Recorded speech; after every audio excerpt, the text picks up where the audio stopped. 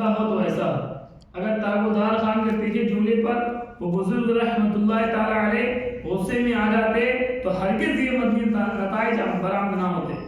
لہذا کوئی کتنا ہی غصہ دلائے ہمیں اپنی زبان کو قابو میں رکھنا چاہیے. جب یہ بے قابو ہو جاتی ہے تو بعض اوقات بنے بنائے کھیل بھی بگاڑ کر رکھ دیتی ہے. میٹھی زبان ہی تو تھی جس کے شیرنی اور چاشنی نے تابودار خان جیسے وحشی اور خونخوار انسان بدترین حیوان کو انسان کے بلند والا کام بگڑ جاتا ہے نادانی میں. ہر بنا کام بگڑ جاتا ہے نادانی میں.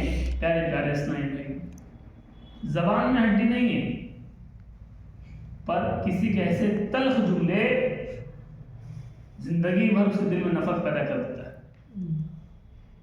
ماں باپ سے اگر کوئی بد کلامی کر رہا ہے تو اس کی وہ لاکھ سجدہ کرتے رہے، اس کے ماں باپ ناراض ہیں تو عبادت قبول نہیں ہوگی. کئی ایسے واقعات ہیں بزرگوں کے. ایک بزرگ رحمۃ اللہ تعالیٰ کا واقعہ ہے کہ وہ اللہ کے نیک ولی تھے.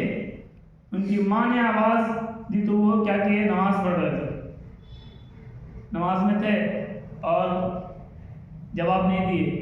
سورہ نماز پڑھے، اب بس آخری رکعت ہے، اب پڑھ کے دے دیں گے جواب. اور اس کی ماں نے کیا کیا، بد دعا کر دیا. بد دعا کی وجہ کہ مرے گا تو یعنی کہ تو پر تہمت لگائی جائے گی، اس کی موت آنے سے پہلے اس پر تہمت لگائی گئی ایک بچے کا عورت کا. پھر بعد میں واضح ہوا کہ نہیں وہ غلط تھی، حضرت جو تھے وہ نیک تھے. تو واقعی یہ ہوا کہ ان کی ماں کا بد دعا تھا. تو ماں باپ کی جو یعنی کہ دعا بھی اسی طرح انہیں قبول ہوتا ہے اور بد دعا بھی اولاد کے ہے. اس لیے ماں باپ کی ہمیشہ دعا لینی چاہیے. ایک سیدنا سلیمان علیہ نبینا وعلیہ السلام کا واقعہ ہے کہ آپ کو اللہ پاک کا حکم ہوا کہ آپ جائیے سمندر کے پاس جائیے اور سمندر کا نظارہ کیجیے، معائنہ کیجیے. تو اللہ پاک کا حکم تھا، آپ گئے، تمام آپ کے وزیر سب لوگ گئے. جانے کے بعد ویسی کوئی نظر نہیں آئی تو آپ نے جنات کو حکم دیا، اپنے جنات کو، کیونکہ حضرت سیدنا سلیمان علیہ نبینا وعلیہ السلام کے سب غلام تھے، جنات سب لوگ. ابھی بھی ان کے نام سے لوگ تھراتے ہیں، اور ابھی بھی ان کے نام سے جنات تھراتا ہے. اگر وہ سیدنا سلیمان علیہ نبینا وعلیہ السلام کا اگر نام لے کر ایک قسم کھا لیا تو پھر دوبارہ وہ نہیں آئے. تو جنات کو حکم دیا تو جنات گیا سمندر کے اندر، اپنی طاقت کے مطابق اس نے غوطہ لگایا، تلاش کیا، کچھ نہیں ملا. بولے کہ یا نبی حضرت سلیمان علیہ نبی علیہ السلام کچھ نہیں سمجھ میں آیا. اس کے بعد پھر آپ نے اس سے زیادہ طاقتور، اس سے 2 گنا طاقتور جنات کو بھیجا. تو پھر وہ بھی گیا، وہ بھی بہت اس کے زیادہ پاور تھا کیونکہ اس کی زیادہ اندر گیا سمندر کے اندر، پھر بھی وہ کچھ تلاش نہیں کر کے پایا. تو اپنے وزیر کو حکم ارشاد فرمایا، عاصم بن برقیہ رحمۃ اللہ تعالیٰ، آپ نے پلک جھپکتے ہی سمندری گنبد حاضر کر دیا. اللہ کے ولی تھے وہ بھی. سمندری گنبد حاضر کر دیا اور سمندری گنبد کے 4 دروازے تھے. کتنے دروازے تھے؟ 4 دروازے تھے. ایک ہیرے کا تھا، ایک موتی کا تھا، ایک یاقوت کا تھا، ایک زمرد کا تھا. اس 4 دروازے اس میں گنبد میں تھے اور چاروں دروازے کھلے ہوئے تھے. چاروں دروازے کھلے ہوئے تھے، اس کے باوجود بھی ایک قطرہ پانی بھی اس کے اندر نہیں تھا. اور اس میں صرف ایک نوجوان نماز پڑھ رہا تھا. ایک نوجوان نماز پڑھ رہا تھا. اب نماز پڑھ رہا تھا، جب نماز سے فارغ ہوا تو حضرت سیدنا سلیمان علیہ نبینا وعلیہ السلام اس کے پاس جا کے ملے اور ان سے پوچھا کہ آپ یہاں کب سے ہیں؟ بتایا کہ وقت نہیں پتہ ہے، ہاں یہ ہے پتہ کہ حضرت ابراہیم علیہ السلام کے زمانے میں یعنی کہ ہم یہاں پہ آئے تھے. اور بولے آپ کیا کھاتے ہیں؟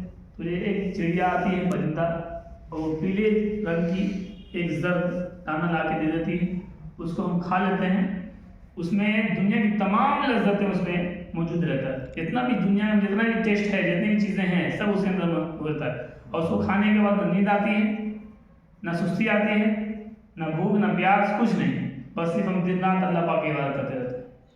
آخر اتنا بڑا معجزہ، اتنی بڑی کرامت، اتنا بڑا، یعنی کہ آپ کو کیسے مقام و مرتبہ مل گیا؟ ہاں بتایا کہ میری والدہ تھی، وہ نابینا تھی، اور میرے والد صاحب جو تھے وہ معذور تھے. میری والدہ جب انتقال کی تو میری والدہ دعا کرتی تھی، اللہ پاک میرے بیٹے کو درازی عمر بالخیر عطا فرما. کیا دعا کرتے تھے؟ درازی عمر بالخیر عطا، یعنی میرے بیٹے کو لمبی عمر عطا فرما. اور اس کے والد صاحب دعا کرتے تھے کہ اللہ پاک میرے بیٹے کو ایسی جگہ عبادت میں لگا دے جہاں شیطان وہاں پہنچ ہی نہ سکے. تو دونوں کا آخری دعا میں جب قبول ہوئی تو جب اپنے والد صاحب کا تدفین کر کے جب وہ سمندر کے پاس گھوم رہا تھا، دیکھیں ایک سمندری گنبد نظر آیا تو پھر اس میں چلا گیا. اور اس میں جانے کے بعد پھر 2000 برس یعنی کہ لگ بھگ ہو گیا. اتنے سالوں سے وہ اسی گنبد کے اندر عبادت کر رہا تھا. تو کس وجہ سے؟ صرف ماں باپ کے دعاؤں کی برکت سے ویسے مقام و مرتبہ پایا. تو ماں باپ جو ہے بہت اہمیت کے مالک ہے دنیا میں. تو سوچیے سیدنا ابراہیم علیہ السلام، سیدنا سلیمان علیہ السلام سے تمام امتی، ان کی جو امتی ہیں تمام امتیوں سے سب سے افضل جو امتی ہے وہ امت محمدیہ ہے. یعنی ہم سب جو ہیں جتنے بھی امت دنیا میں تشریف لائے انبیاء کرام، تمام نبیوں کے سردار کون؟ ہم سب کے پیارے آقا مدینے والے مصطفیٰ صلی اللہ تعالیٰ علیہ وآلہ وسلم ہے نا. تو تمام امتی میں بھی ہم لوگ افضل ہوئے. تو اگر وہ امتی کو اتنا بڑا شرف حاصل ہو سکتا ہے، مقام و مرتبہ حاصل ہو سکتا ہے، اگر ہم اس دور میں اپنے ماں باپ کی خدمت کریں تو سوچیں کتنا مقام و مرتبہ ہم کو مل سکتا ہے. سمجھ رہے ہیں؟ تو پیارے اسلامی بھائیوں، ایک میٹھے بول، ایک اچھے سینٹینس جنت بھی دلا سکتی ہے اور جہنم میں بھیج سکتی ہے. اللہ پیارے اسلامی بھائیوں، جب بھی ہم کسی سے کلام کریں، کسی سے بات کریں، ماں باپ سے ادب انکساری کے ساتھ بات کرنا چاہیے. کسی بڑے سے بات کرنا ہے تو کیسے بات کرنا ہے، علماء سے بات کرنا ہے تو کیسے بات کرنا ہے، ہم سے چھوٹے سے بات کرنی ہے تو کیسے بات کرنی ہے. تو اب ہمارے ایک جملے نہ جانے کیسے کیسے پریشانیوں میں مبتلا کر سکتا ہے.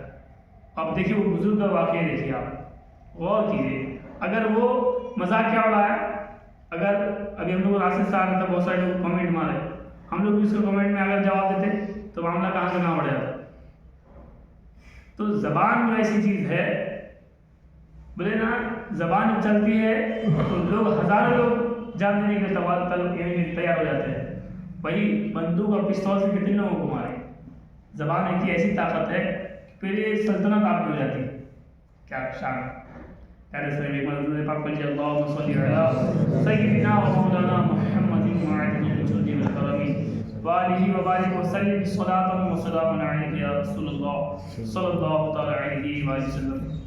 پیارے پیارے اسلامی بھائیوں، زبان اگرچہ بظاہر گوشت کا ایک چھوٹی سی بوٹی ہے، مگر خدا رحمان عز و جل کی عظیم الشان نعمت ہے. اس نعمت کی قدر تو شاید گونگا ہی جان سکتا ہے. زبان کا درست استعمال جنت میں داخل اور غلط استعمال جہنم میں واصل کر سکتا ہے. اگر کوئی بدترین کافر بھی دل کی تصدیق کے ساتھ ساتھ زبان سے لا الہ الا اللہ محمد رسول اللہ صلی اللہ تعالی علیہ وآلہ وسلم پڑھ لے تو کفر و شرک کی ساری گندگی سے پاک ہو جاتا ہے.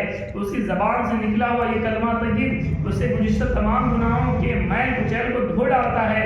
زبان سے ادا کیے ہوئے اس کلمے پاک کے باعث وہ گناہ سے ایسا پاک و صاف ہو جاتا ہے جیسا کہ اس روز تھا جس نے اس کی ماں نے اسے جنم دیا تھا. یہ عظیم مدنی انقلاب دل کی تائید کے ساتھ ساتھ زبان سے ادا کیے ہوئے کلمہ شریف کی بدولت آیا ہے. اے کاش ہم بھی اپنی زبان کا صحیح استعمال کرنا سیکھ لیں. اللہ و رسول عز و جل صلی اللہ تعالی وسلم کی مرضی کے مطابق اگر زبان کو چلایا جائے تو جنت میں گھر تیار ہو جائے گا. ایک زبان سے ہم تلاوت قرآن پاک کریں، ذکر اللہ عز و جل کریں، درود و سلام کا ورد کریں، خوب خوب نیکی کی دعوت دیں، تو انشاءاللہ عز و جل ہمارے وارے ہی نیارے ہو جائیں گے۔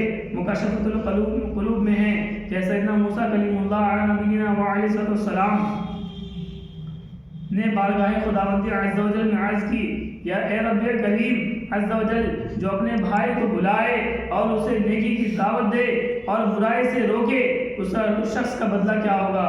فرمایا میں اس کے ہر کلمے کے بدلے 1 سال کی عبادت کا ثواب لکھتا ہوں اور اسے جہنم کی سزا دینے میں مجھے حیا آتی ہے۔ پیارے پیارے اسلامی